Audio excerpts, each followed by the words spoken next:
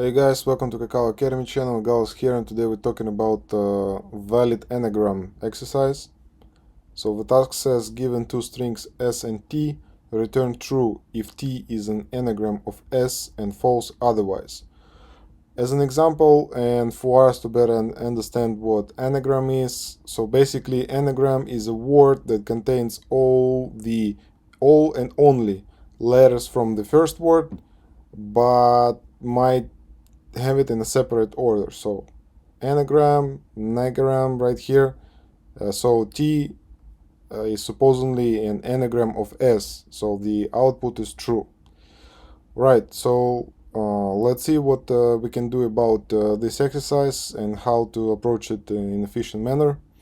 So I guess first of all, we have a method called length in Java when it comes to validating length of a string. So we can say right away that if s.length not equal to t.length, return false. Okay. Now, what else can we do about it? So let's try to see what would be the appropriate approach here. And I guess looking at these two strings, first thing that comes to mind is how can this sort with strings? Well, unfortunately we cannot. But instead we can do the following. We can say char array s array would be s dot to char array, okay, and char t array would be t dot to char array, okay.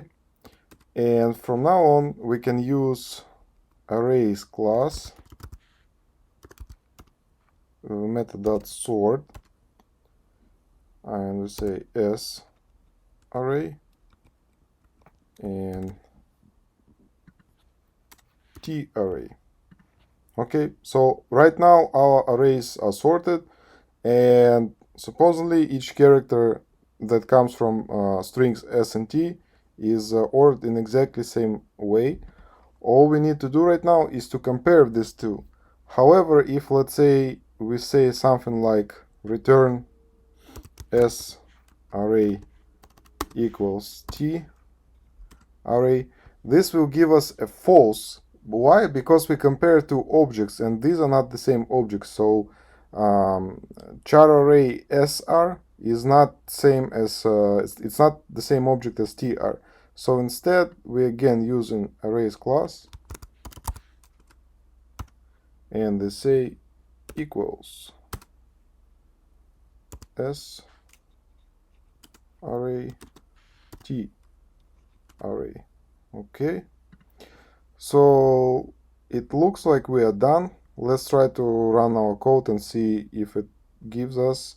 So I expect to see true as a result of execution. Let's see. Yep, so we got our expected result. This is the code. Thank you for watching, guys. Stay safe.